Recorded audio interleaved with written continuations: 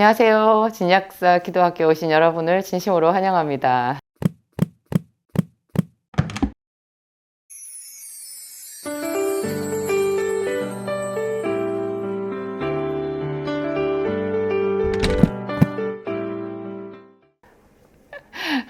여러분들에게 오늘도 기도에 대하여서 하나님 말씀을 이야기할 수 있는 것, 제가 참 축복받은 사람이죠.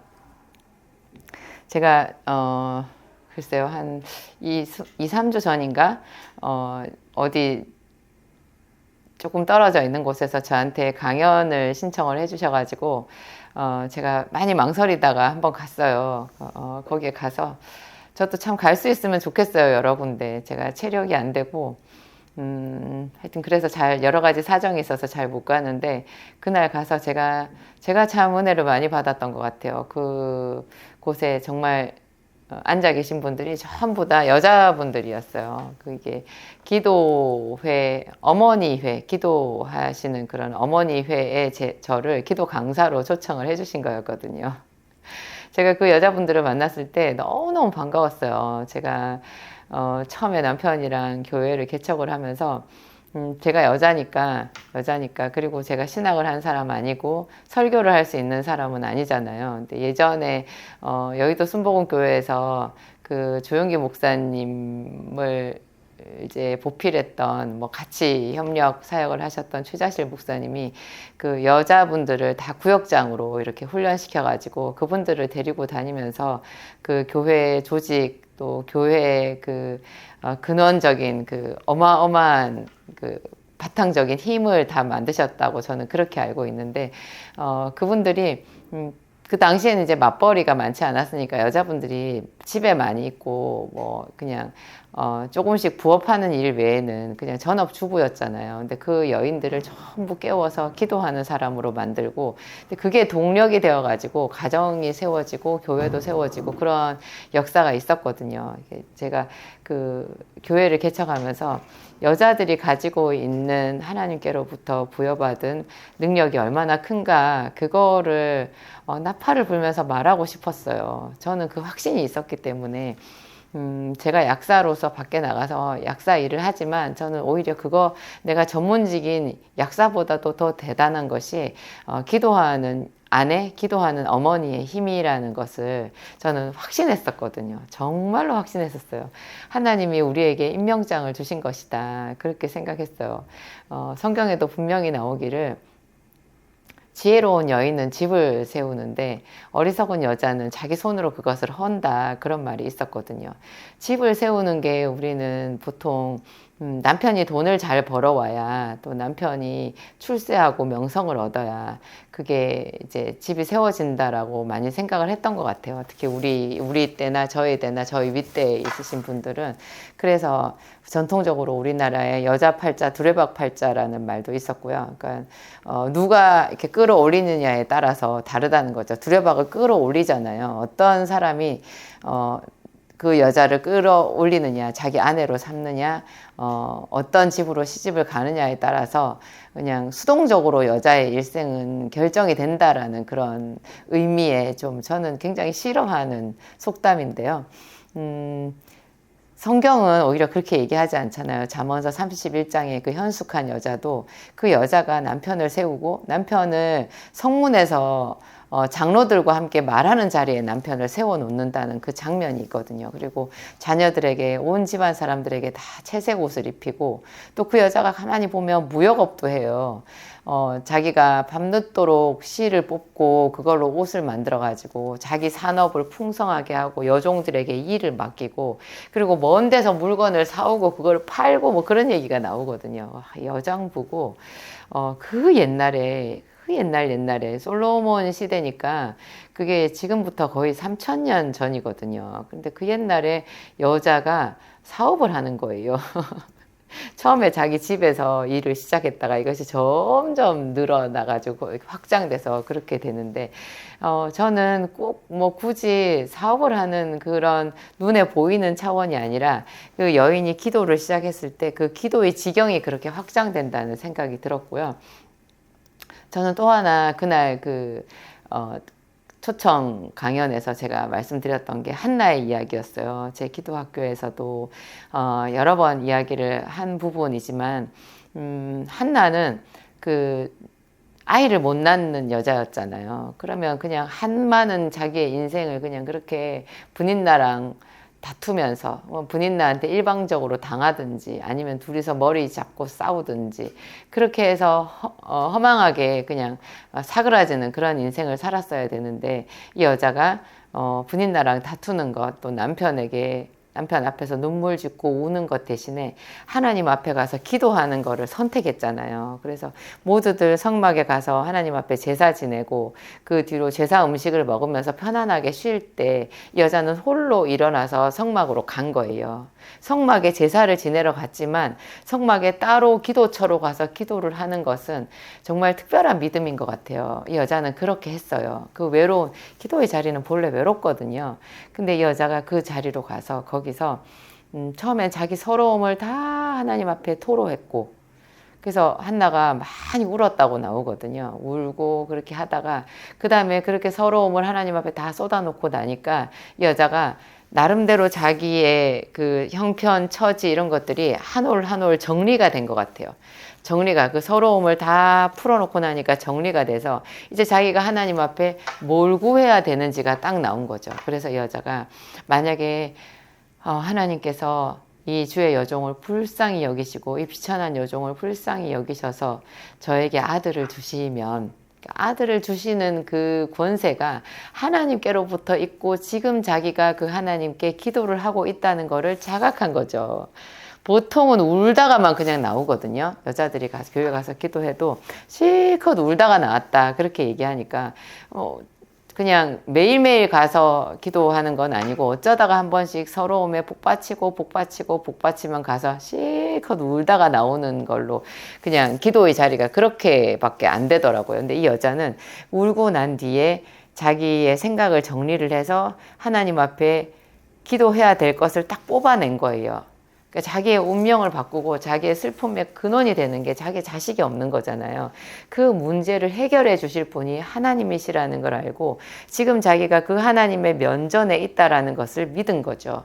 그래서 자기의 기도를 들으실 그 하나님께 혼신의 힘을 다해서 서원하면서 기도했어요. 만약에 아들을 주시면 그의 평생에 삭도를 대지 아니하고 그를 하나님께 드리겠다고 그렇게 했어요. 서원 기도를 한 거죠. 여기까지는 우리가 다 아는데요. 근데 여러분, 여기서 제가 한 가지 더 그분들한테 말씀드린 게요. 엄마에게 그럴 권한이 있나요? 아내에게 그럴 권한이 있나요? 일단 그 자식을 낳는다고 하면 자식이 한나의 자식만 되는 게 아니라 남편의 자식이기도 해요. 그리고 그 자식은 자식이 자기 인생이잖아요. 그러면 그 자식이 이제 사무엘인데 그 사무엘이 자기는 세상에 태어나기도 전에 생기기도 전에 엄마가 자기의 인생을 결정해버리는 격이 됐는데 그게 옳은 건가요? 여러분 그런 생각은 해보셨어요? 성경은 그것을 전혀 문제 삼지를 않아요. 그러니까 무슨 뜻이냐? 일단 남편 엘가나는요 나중에 아내에게 동의를 해줘요. 또 다른 성경에 보면 남편이 동의해 주지 않는 결혼한 아내의 서원은 무효가 되거든요. 근데 남편을 굉장히 하나님은 하나님이시지만 가정 내의 질서를 존중해 주신다라는 걸 알 수 있고요. 그래서 그 문제는 해결이 됐어요. 남편 엘가나의 자식이기도 한데 엘가나가 그대의 생각에 그대의 눈에 좋은 대로 하라 하고 허락을 해줬거든요. 아들을 바치겠다고 젖대기까지 기다렸다가 이 아들을 하나님께 바치려 한다 그랬을 때 엘가나가 그렇게 하라고 허락을 해줬어요. 그럼 그 다음에 사무엘은요? 그 아들 사무엘은 자기 인생이 자기가 뱃속에 생기기도 전에 엄마의 일방적인 뜻으로 결정돼 버린 거잖아요. 그 부분에 대해서는 사무엘한테 뭐 어떻게 되는 건가 이런 생각을 할 수 있는데요. 저는 그게 또 굉장히 묵상해 볼수록 은혜가 됐어요. 여러분, 엄마에게 그런 권세를 하나님이 주셨어요. 엄마에게. 와, 여러분, 여러분의 자녀를 키울 때 여러분이 마음대로 막 이렇게 하려고 하면 안 되는 거, 그건 맞잖아요. 그런데 또 이 자녀를 하나님께 올려드린다라고 하는 그 기도는 하나님께서 엄마들에게 허락해 주셨고, 그 엄마가 그렇게 기도한다라는 그 자체가 자녀에게도 축복이고, 그 엄마에게도 믿음의 소산이라는 거예요. 하나님께서 굉장히 기쁘게 그 기도를 들으신다는 거예요. 엄마에게 자기 자식을 하나님께 드릴지 말지 결정할 권세를 우리에게 주셨다라는 거예요. 여러분, 이게 큰 떨림으로 와닿으세요? 저는 굉장히 와, 감탄사가 절로 나오더라고요. 하나님이 엄마에게 그런 권세를 주셨구나. 세상에. 저희 남편 목사님이요. 오래전에 그것도 글쎄요. 한 20년 가까이 되지 않았을까? 모르겠어요. 남편이, 하나님의 음성을 들었대요. 하나님께서, 20년 전이 아니네요. 한 7, 8년 더 전쯤 되겠는데 하나님께서 제 남편 목사님한테 그랬대요. 너를 낳아주시고 너를 길러준 분이다. 너를 낳고 너를 길러준 분이다. 어머니에 대해서 그렇게 얘기하셨대요. 그러니까 하나님은 하나님이신데 아들에게 그 아들의 엄마에 대해서 경어를 쓰신 거예요. 너를 낳아주고 너를 길러주신 분이다. 이렇게 한 거예요. 하나님도 정말 자기 자식을 정성을 다해서 키우고 하는 그 엄마의 일을 있잖아요. 귀하게 봐주신다라는 거예요. 여러분, 그게 어떻게, 여러분 좀 이해가 되세요? 저는 너무너무 그게 좋은 거예요. 그러면 그게 제가 지금 아이들의 엄마고 또 한 남편의 아내잖아요. 제가 아내이자 엄마인 그 세상에 거의 대부분의 여자들이 결혼만 하면 엄마가 되고 아내가 되거든요. 아무한테나 남바라는 그런 지위, 누구나 가지고 있는 지위인 것 같은데요. 그게 하나님께서 주시는 거룩하고 정말 막중한 어떤 임명장, 사명이라는 거예요. 임명장을 주신 거고 사명이에요. 가정을 세운다, 남편을 세운다, 자식을 세운다, 남편과 자식을 하나님 앞에 드릴 수 있다. 와, 그리고 뭐, 하기에 따라서는 자기가 또 그 현숙한 여자처럼 사업가가 돼가지고 그 이상의 어떤 물질적인 것으로도, 많은 사람을 부유하게 할 수 있는 것은 또 변론으로 하고요. 오로지 기도와 그 가사 일을 하는 그것만으로도 그렇게 대단한 직무가 된다라는 거죠. 이걸 모르고 그냥 기도를 하지 않고 뭐 그냥 보면 세상에 짜증나는 일뿐이거든요. 자식도 내 마음에 안 들고 남편도 그냥 그저 그렇든지 내 마음에 들진 않고 그냥 그래요. 그렇게 흘러가 버릴 수 있는데 그러면 그게 뭐가 되겠어요. 달란트 비유에 나오는 그 악하고 게으른 종처럼 돼버린 거예요. 하나님께서 주시는 사명을 잘 모르고 그냥 달란트니 뭐 별것도 아닌 뭐 엄마가 내가 아내가 그러면서 그냥 그 달란트를 땅속에 묻어뒀다가 그냥 하나님 앞에 있는 그대로 돌려드리는 그런 악하고 게으른 종이 돼버린다라는 거죠. 반대면 어떻게 되겠어요? 우리가 이게 얼마나 대단한 건가. 여러분, 모세의 엄마가 그 시대에 많은 여자들 같이 똑같이 그냥 아들을 낳았잖아요. 그 당시에 모세처럼 그렇게 태어난 애들은 다 남자아이들은 나일강에 버려지는 운명이었고 많은 엄마들이 자기 아들을 나일강에 버렸을 거예요. 그러면 모세의 엄마도 그럴 수밖에 없었잖아요. 아버지 아므람도 그렇고 그럴 수밖에 없었을 텐데 이 여인은 하나님께 무슨 꿈을 꾼 것도 아니고 하나님께서 네가 아들을 낳으리니 이름을 모세라 하라.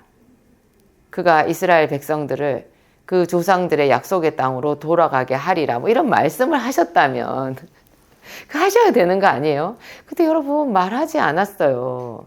근데 그 어머니 요게벳하고 아므람이요. 그냥 그 아들을 봤을 때 부모로서의 사명감, 그 자식이 아름다운 그것을 보고 경외감을 느낀 거예요. 그래서 자기들이 할 수 있는 그 이상의 분량으로 견뎠고 지혜를 짰고 그래가지고 그걸 갈대 상자를 엮어가지고 그 역청으로 바르고 그래가지고 방수 작업을 해서 그 바로의 공주가 목욕 나오는 그 갈대 숲에다가 그 상자를 갖다 놓고 하나님 앞에 기도했다는 것이지 않겠어요? 그 참 하나님께서 특별히 꿈이나 계시로 말씀하시지 않았는데도 자기의 일상을 살아가면서 일상 속에 자기가 있는 그 일 속에서 하나님을 생각하고 그것을 하나님의 사명으로 받아들이고 이렇게 했을 때 그것이 출애굽기의 시작이 되잖아요. 이스라엘의 역사를 바꾸는 그런 대단한 시작이 되었거든요. 그래서 저는 요게벳과 아므람이 대단하다는 생각이 들었어요. 하나님께서 네가 아들을 낳으리니 이름을 모세라 하라. 이 구절이 없다는 거 있잖아요. 여러분들의 자식도 제가 낳은 아이들도 다 그렇게 하나님이 주셨거든요. 근데 제가 이 아이들을 기르면서 항상 하나님 앞에 기도하고 또 남편을 생각하면서 항상 하나님 당신이 저들을 보는 눈으로 내가 저들을 보게 해 주옵소서. 당신이 제 남편을 보는 눈으로 저도 남편을 보게 해 주옵소서. 그렇게 제가 기도 많이 했었고요. 하나님 저 아들을 당신께서 사랑하심 같이 나에게도 사랑하는 마음 저 아들을 기를 수 있는 지혜를 주시옵소서. 이렇게 기도 많이 했던 것 같아요. 그래서 하나님께서 저를 여기까지 인도해 주신 것 아닌가. 나중에 한참 시간이 지나니까 그렇게 생각하고 그걸 하나님께 올려드리는 것 자체가 정말 하나님이 기뻐하시는 바로 그 일이더라고요. 하여튼 그렇습니다. 여자로서 내가 하나님께 받은 사명, 이 기도의 사명, 가정을 세우고 남편과 자녀를 위해서 헌신하면서 축복하면서 기도하고 꿈꾸는 이것이 얼마나 큰 일인가를 깨달아 아는 것이 그 나라와 그 의를 구하는 것 같아요. 한나가 자식을 못 낳았는데 자식을 낳게 해달라고 한 것이 사실 그 나라와 그 의를 구하는 기도가 된 거예요. 여자가 가정을 세우고 자식을 세우는 그것이 하나님께서 주신 사명이라면 자식을 위해서 남편을 위해서 하는 기도가 섬김이 그 나라와 그 일을 구하는 거잖아요. 우리는 교회에 가서 봉사하고 어떤 아픈 사람을 위해서 중보하는 것만 그 나라를 위해서 그 나라를 구하는 거라고 의를 구하는 거라고 생각하는데요. 범사에 그런 것 같아요.